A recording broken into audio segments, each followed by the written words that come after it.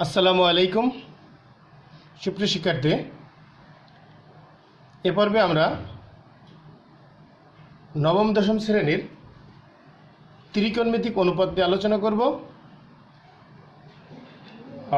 যদিও এই চ্যাপ্টারটা আসলে এই নবম শ্রেণীর জন্য একেবারেই নতুন। অষ্টম শ্রেণী পর্যন্ত আমাদের এই যে আলোচনা ছিল তার মধ্যে ত্রিকোণমিতিক অনুপাতের কোনো আলোচনা ছিল না, তাই নবম শ্রেণীদের জন্য বিষয়টা একেবারেই নতুন।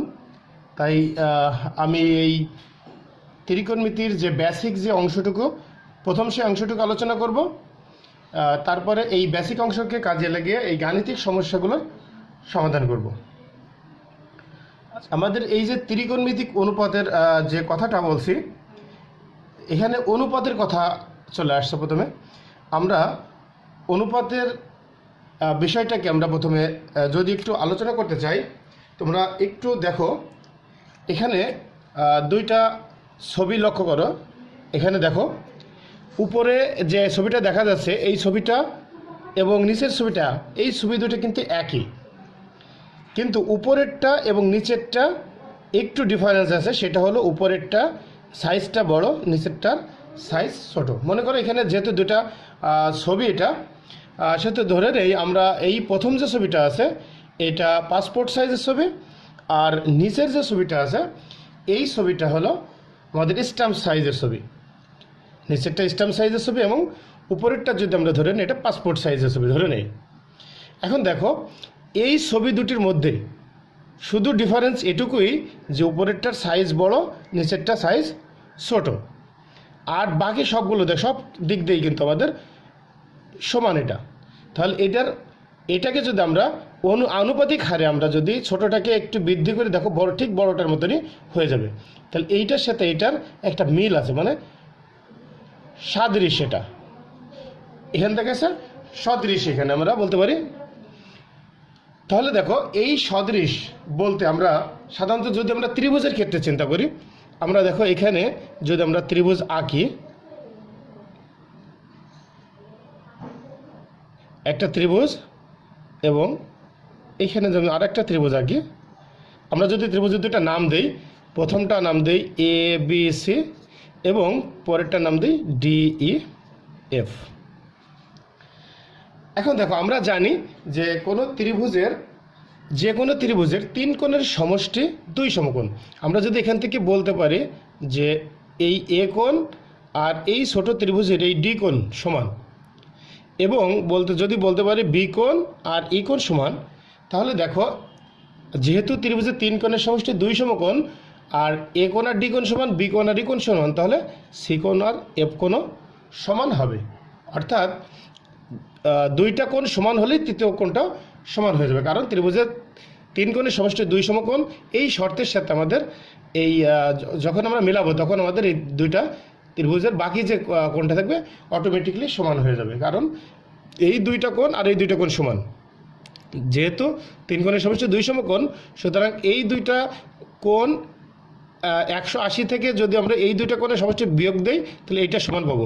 অনুরূপভাবে দেখো এই দুইটা কোণের সমষ্টি 180 থেকে বিয়োগ দিলে এইটা সমান পাবো, তাহলে সেক্ষেত্রে আমরা এই কোণটা এবং এই কোণটা সমান পাবো। তাহলে আমরা বলতে পারবো ত্রিভুজ এবিসি এবং ত্রিভুজ ডিইএফ সদৃশ। অর্থাৎ যদি একটি ত্রিভুজের তিনটি কোণ অপর একটা ত্রিভুজের তিনটি কোণ সমান হয়, অথবা বলতে পারি ত্রিভুজের দুইটি কোণ অপর একটা ত্রিভুজের দুইটি কোণ সমান হলে ত্রিভুজদ্বয় সদৃশ। আর আমরা জানি যদি ত্রিভুজ সদৃশ হয় তাহলে তাদের অনুরূপ বাহুগুলির অনুপাত সমান। অনুরূপ বাহু দেখো এখানে এ বি বাহুর অনুরূপ বাহু ডি, দেখো এ বি বাহুর দৈর্ঘ্য বাই ডি বাহুর দৈর্ঘ্য। এই দৈর্ঘ্যকে আমরা যদি এ বি সি ত্রিভুজের এ বি বাহু এবং ডি ই বাহু এই দুইটির অনুপাত যদি আমরা যেটা পাবো সেটা অবশ্যই এসি এর অনুরূপ বাহু কি ডিএফ, তাহলে এসি বাহুর অনুরূপ বাহু ডিএফ এর অনুপাত সমান হবে। অর্থাৎ এ বি বাহুর দৈর্ঘ্যকে ডি বাহুর দৈর্ঘ্য দিয়ে ভাগ করলে যে মানটা পাবো, এসি বাহুর দৈর্ঘ্যকে ডিএ বাহুর দৈর্ঘ্য দিয়ে ভাগ করলে সেই একই মান পাবো। অনুরূপভাবে এই বিসি বাহুর থেকে যদি আমরা ইএফ বাহু, অনুরূপ বাহু এখানে ইএফ, এই বাহু ভাগ করি তাহলে এর অনুপাতও একই পাবো। তাহলে আমরা এখান থেকে বলতে পারি যে দুইটি ত্রিভুজ সদৃশ হলে তাদের অনুরূপ বাহুগুলোর অনুপাত সমান হবে, অর্থাৎ অনুরূপ বাহুগুলির দৈর্ঘ্যের ভাগফল সব ক্ষেত্রেই সমান হবে। আচ্ছা, এখান থেকে এই যে আমাদের যে রেশিও অর্থাৎ যে অনুপাত, এই অনুপাতের আইডিয়া থেকেই আমাদের এটা থেকে যদি আমরা সমকোণী ত্রিভুজের ক্ষেত্রে আমরা যদি এটাকে ব্যবহার করি, দেখো সমকোণী ত্রিভুজ, আমরা একটা সমকোণী ত্রিভুজ আঁকি।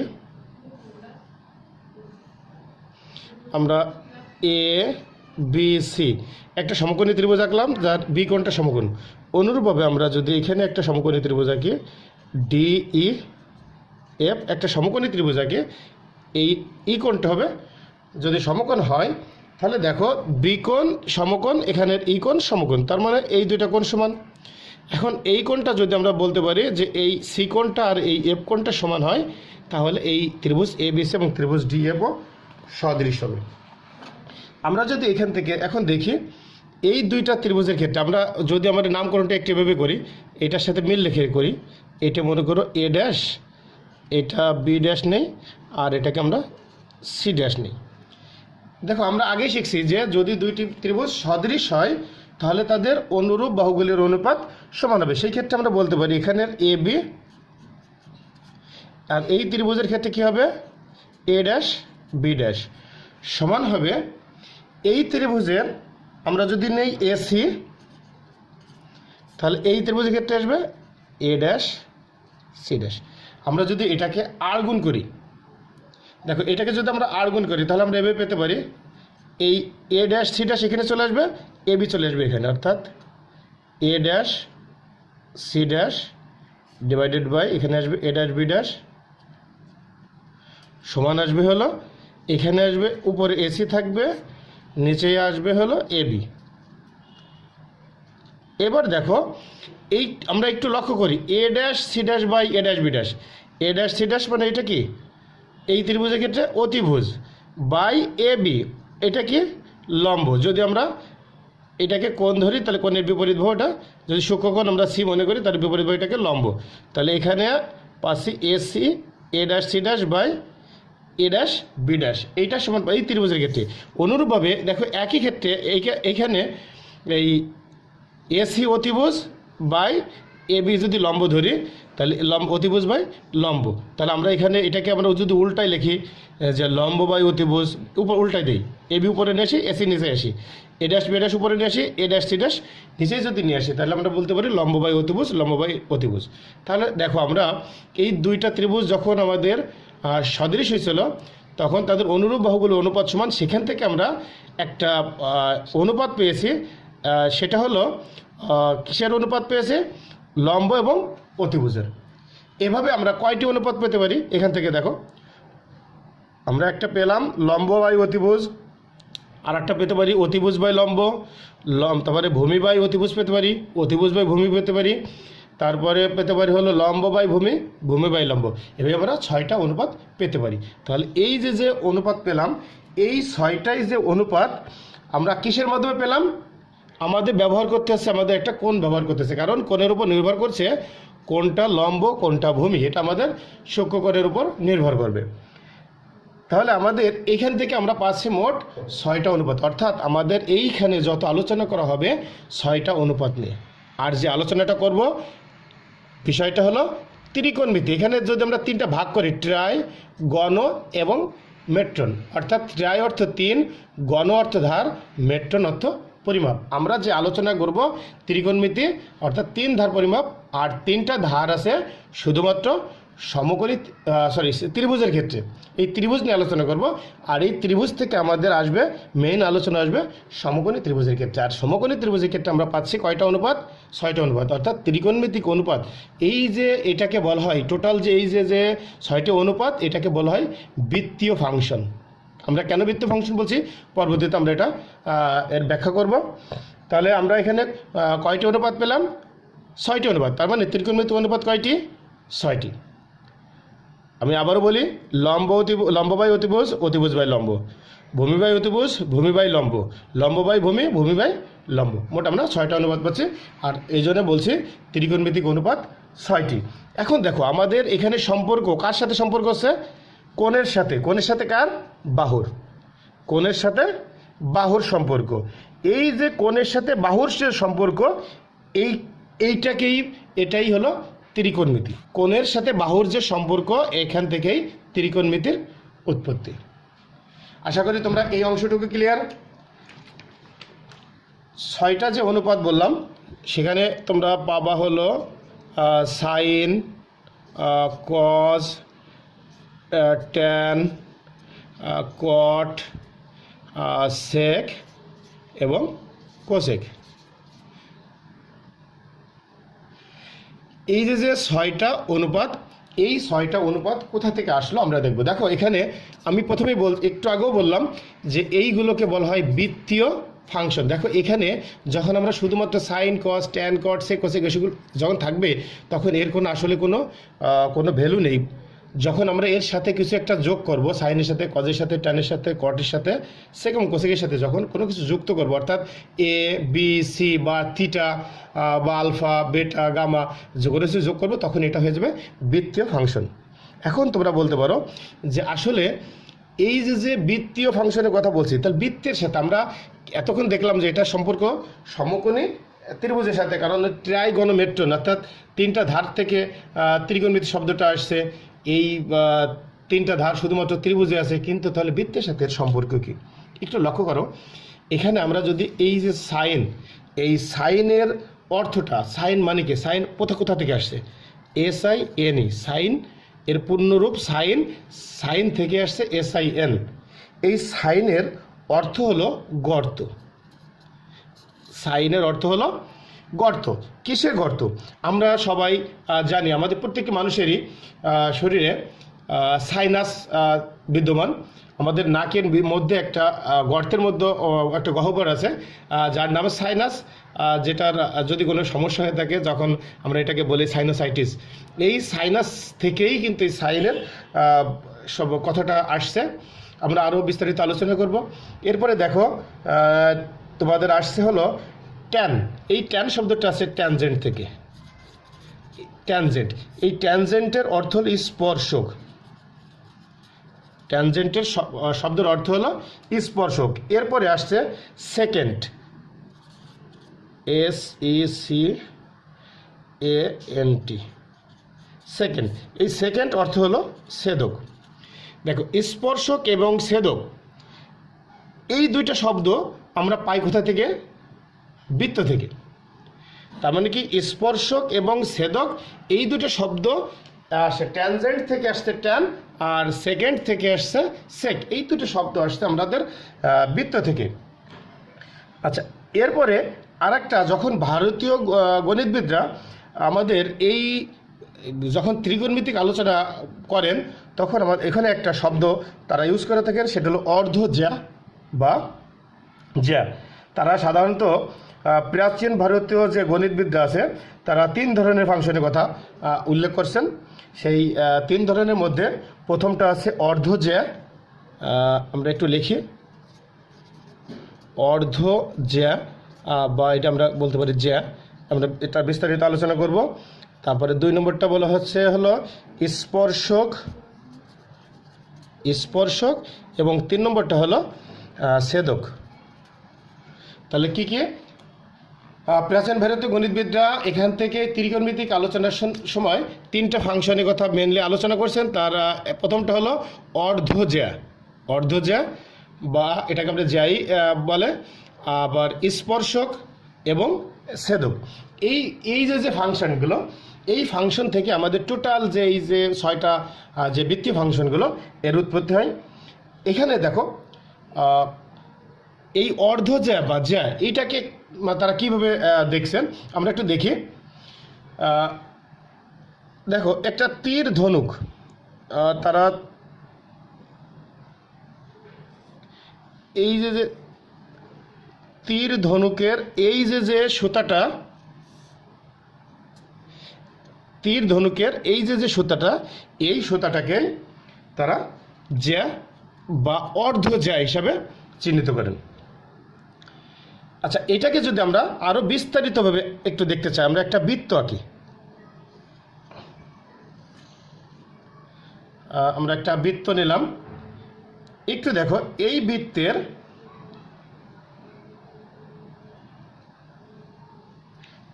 এটা হলো একটা জ্যা, এই জ্যার আমরা একটা নাম দিতে পারি, নাম দেওয়ার আগে আমরা একটু পরে দিই। দেখো এইখান থেকে আমরা যদি এটাকে দেখো, এখানে একটা তীর ধ্বনিকের মধ্যে যদি আমরা এটা করি, এখানে একটা টান দেই, আর এইখানে যদি আমরা একটা স্পর্শক আঁকি, স্পর্শক, এবং এখানে একটা ছেদক আমরা আঁকি। আচ্ছা, এবার দেখি আমরা এর নামকরণ করি। এটা ও কেন্দ্র বিশিষ্ট বৃত্ত। আমরা এই কোণকে যদি থিটা ধরে নেই, আমরা এটাকে ধরে নেই এ, এটাকে ধরে নেই বি, এটা সি, এবং এটাকে ডি। এখন দেখো, যদি এইটা এক একক ব্যাসার্ধ বিশিষ্ট বৃত্ত হয়ে থাকে, আমরা ধরে নিই এটা হলো এক একক ব্যাসার্ধ বিশিষ্ট বৃত্ত। লক্ষ্য করো, অর্থাৎ এই ব্যাসার্ধের মান হবে 1। সেক্ষেত্রে আমরা কী পেতে পারি? আমরা এখান থেকে যদি আমরা একটু চিন্তা করি, এই ছোটো যে ত্রিভুজটা, আমরা এই ত্রিভুজের ক্ষেত্রে একটু চিন্তা করি। আমরা যে অনুপাতগুলো শিখব, সাইন থিটা মনে করো, প্রথম আমরা আসি, যেহেতু আমরা কোন এখানে থিটা ধরছি, সাইন থিটা সমান আমরা দেখব আগে থেকে আমরা একটু আলোচনা করি এখানে লম্ব বাই অতিভুজ। আমরা এটার আরও বিস্তারিত যাব, কিন্তু এইখান থেকে আমরা একটু কোথা থেকেই সব শব্দগুলো আসছে, সাইন, কস, ট্যান, কট, সেক, কোসেক কোথা থেকে আসছে, আমরা সেই ব্যাখ্যাটা দিব। তারপর পরবর্তীতে আমরা এটা কীভাবে পাবো আমরা সেটা আলোচনা করব। আচ্ছা দেখো, লম্ব বাই অতিভুজ, এখানে দেখো, এই যদি ছোট এই ত্রিভুজের ক্ষেত্রে আমরা যদি চিন্তা করি, এই ত্রিভুজের লম্ব হলো এডি,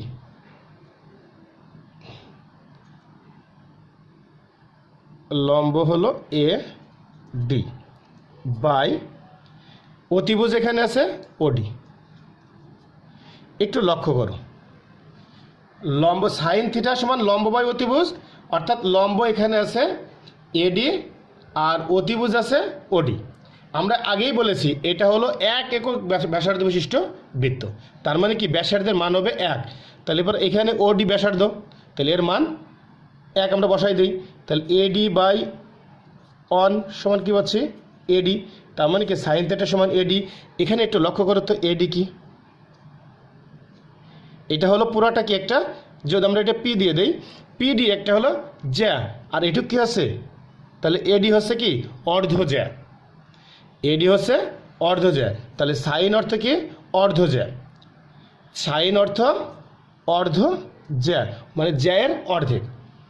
এখন এই যে অর্ধ জ্যা বা জ্যা মানে অর্ধ জ্যা, সেই অর্ধ জ্যা থেকে আমাদের এই সাইন শব্দটা আসছে।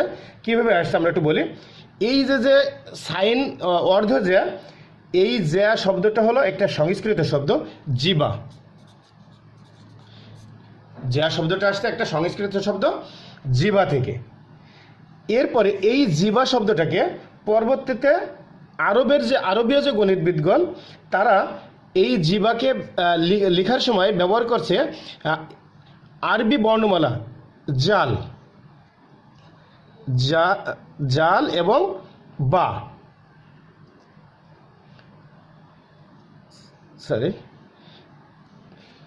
জাল এবং বা, এই দুইটা শব্দ তারা ইউজ করে। এটা ইউজ করে আরবীয় গণিতবিদরা।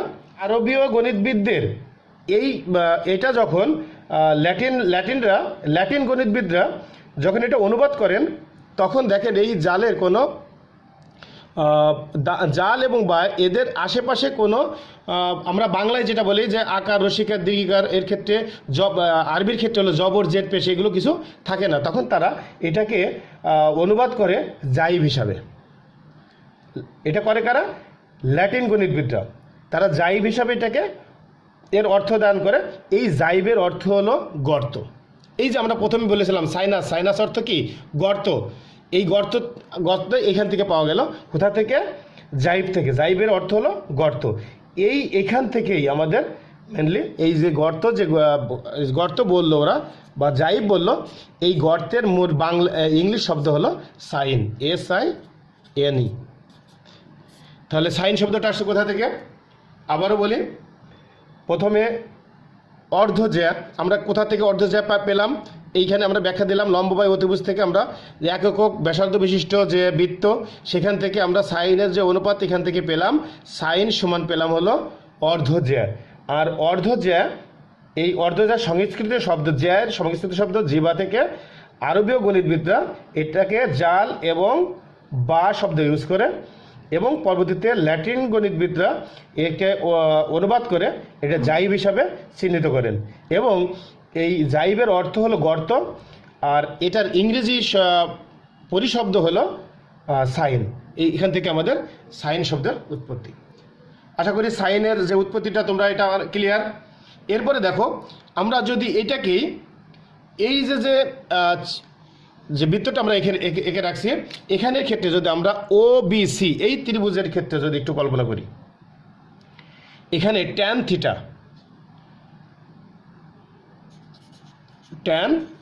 ট্যান থিটা যদি আমরা নিই, ট্যান থিটা সমান কি? লম্ব বাই ভূমি। এখানে লম্ব হলো বিসি আর ভূমি কি আছে? ওবি। তাহলে দেখো ট্যান থিটা, লম্ব এখানে কি? বিসি, বিসি বসিয়ে দিলাম। ভূমি আছে কি? ওবি, ওবি মানে কি? এই বৃত্তের ব্যাসার্ধ, তার মানে কি অন। আমরা যদি ওর নিচে অন না দিই, তার মানে ট্যান থিটা পাচ্ছি সমান বিসি। ট্যান থিটা মানে কি পাচ্ছি? বিসি। একটু লক্ষ্য করো, এটা কি ছিল? আমরা প্রথম যখন আঁকছিলাম, এটা কি একটা বিসি হলো একটা স্পর্শক। আর আমরা এখানেই দেখো এই যে ট্যান শব্দটা আসছে ট্যানজেন্ট শব্দ থেকে, যার আবিধানিক অর্থ বাংলা অর্থ হলো স্পর্শক। তাহলে স্পর্শক কেন নাম হয়েছে? কারণ এটা স্পর্শ, ট্যান থিটা অর্থই হলো স্পর্শক। অর্থাৎ আমরা যদি এই অনুপাত হিসেবে বসাই দিই, ট্যান থিটা সমান পেয়ে যাই আমরা স্পর্শক, এই জন্য সেখান থেকে এর নামকরণ হলো ট্যান। ট্যানজেন্ট থেকে সংক্ষেপে এটাকে আমরা ট্যান দ্বারা প্রকাশ করি। এরপরে যদি আমরা বলি সেক থিটা, আমরা যদি এখানে লিখি সেক থিটা, আমরা জানি সেক থিটা হলো কজের উল্টা। কজ মানে কি? ভূমি বাই অতিভুজ। তাহলে পরে সেক থিটা হবে অতিভুজ বাই ভূমি, অর্থাৎ ওসি বাই ভূমি হবে কি? এবি। তাহলে এবি এর মান কত? এবি এর মান যেহেতু এক একক ব্যাসার্ধ বিশিষ্ট বৃত্ত এটা, তাহলে এবি এর মান 1, অর্থাৎ সেক থিটা সমান পাচ্ছি কি? ওসি। এবি এর মান বসা দিলে পাচ্ছে এবি সমান 1 যেহেতু, তাহলে সেক থিটা সমান পাচ্ছে ওসি। একটু লক্ষ্য করো, এই ওসিটা কি ধরছিলাম? এটা ওসিটা ছিল একটা ছেদক, অর্থাৎ সেক থিটা পাচ্ছি আমরা ছেদক। তাহলে সেকেন্ড আসছে ছেদক থেকে। তাহলে বৃত্তের সাথে এইটার সম্পর্ক আমরা মোটামুটিভাবে সব অনেকটাই ক্লিয়ার। এখন দেখো আর যে বাকি তিনটা, আমরা যে তিনটা অনুপাত পেলাম, সাইন পেলাম, আর পেলাম হলো ট্যান এবং সেক। বাকিগুলো দেখো, এই কজ শব্দটা আসছে সাইন থেকে, কোসাইন থেকে কিন্তু কজ শব্দের উৎপত্তি। তার মানে কি? এটাও জ্যায়ের সাথে সম্পর্কযুক্ত। কট শব্দটা ট্যানের সাথে সম্পর্কযুক্ত, কারণ কট শব্দটা আসছে কোট্যানজেন্ট থেকে, এবং সেক আসছে সেকেন্ড থেকে, সেক শব্দটা কোসেক আসছে কোসেকেন্ড, সেকের থেকে আসছে কোসেক শব্দটা। আচ্ছা, আমরা এখন দেখব যে এই যে সাইন এবং sine cos, tan cot, sec cosec যে অনুপাতগুলো আছে, সাইন থিটা সমান কস থিটা সমান কি আছে? সাইন কস ট্যান থিটা সমান কি আছে? কট থিটা সমান সেক থিটা, আর হলো কোসেক থিটা সমান। আমরা এর আগে আলোচনা বলছি, সাইন অর্থ হলো লম্ব বাই অতিভুজ, আর কস থিটা অর্থাৎ হলো ভূমি বাই অতিভুজ। ট্যান থিটা হলো লম্ব বাই ভূমি। আমরা যদি এই তিনটা জানি, বাকিগুলো আমাদের একটু ইজি আছে। দেখো, ট্যানের উল্টা হলো কট, কজের উল্টা সেক, এবং সাইনের উল্টা হলো কোসেক। অর্থাৎ ট্যানের উল্টা যদি কট হয়, ট্যানকে উল্টাই দেবো আমরা, ভূমি বাই লম্ব হবে হলো কট, আর সেক হবে কার উল্টা? কজের উল্টা, অর্থাৎ অতিভুজ বাই ভূমি, অতিভুজ বাই ভূমি। আর কোসেক হবে সাইনের উল্টা, অর্থাৎ অতিভুজ বাই লম্ব। এখন এখান থেকে আমরা কিছু সূত্র পেতে পারি, যেমন তো আমরা সাইন পেলাম কার উল্টা, কোসেকের উল্টা, অর্থাৎ সাইন সমান করতে বলতে পারি সাইন থিটা সমান 1 বাই কোসেক থিটা।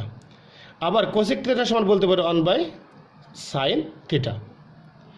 কজ উল্টা কার, সেকের উল্টা, তাহলে আমরা এখানে বলতে পারি কস থিটা সমান 1 বাই সেক থিটা, আর সেক থিটা সমান বলতে পারি 1 বাই কস থিটা। ট্যান কার উল্টা, কটের উল্টা, তাহলে ট্যান সমান বলতে পারি 1 বাই কট থিটা, আর কট সমান বলতে পারি 1 বাই ট্যান থিটা।